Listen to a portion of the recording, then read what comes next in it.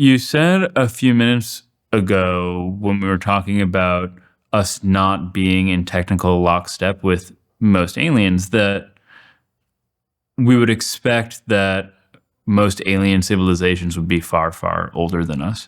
So again, this is speculation. We don't have evidence for this. Yeah. But does it seem to you more likely than not that the universe would be filled with lots of ancient alien civilizations?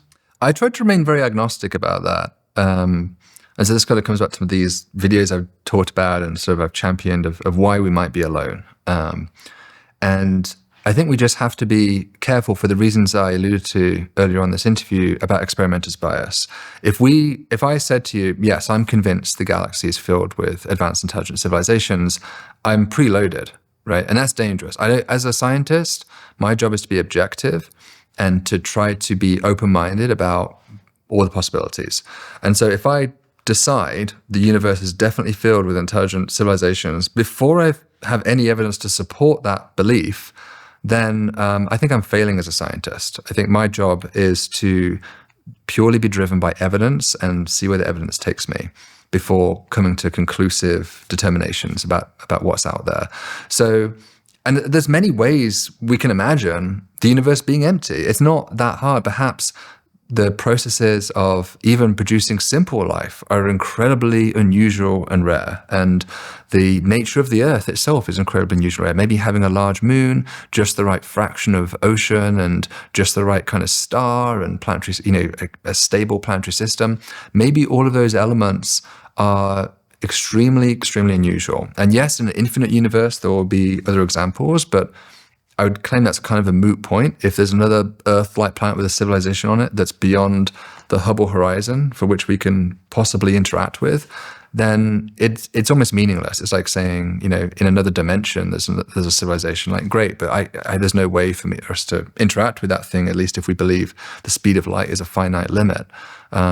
So I think that the more interesting question is there somebody in the possibly interactable volume of space within us, which is presumably the galaxy, or even closer in than that we've had the emergence of simple life? I think that's an experiment we can do. James Webb is almost the precursor experiment to that type of work of looking at exoplanet atmospheres and seeing what kind of organic molecules we can detect in our atmospheres.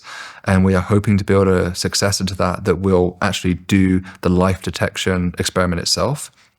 And then, of course, with SETI, we're asking the other end of that question is whether those life forms eventually develop into something which we could commune with, or even just detect the presence of technology. But I want to be, I think when we imagine another civilization, we kind of imagine that they're going to be like a humanoid figure, because we see that in Star Trek and things, or sci-fi. But they may be so alien to us that the idea of a communication or any kind of interaction is never going to be particularly satisfying.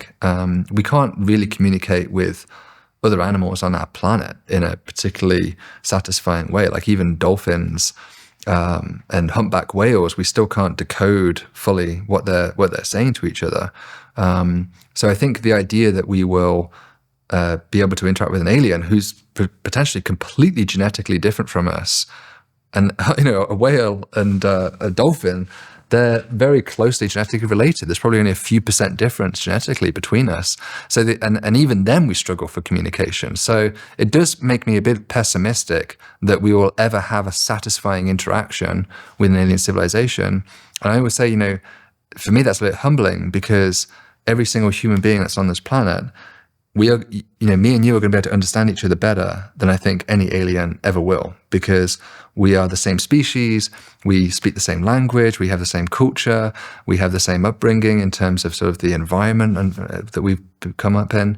So I think it's, if you want to have a meaningful interaction with another entity, just talk to another human, because you can travel for 1 billion light years any direction, and you're probably not going to have such a meaningful interaction as you can with another humanoid.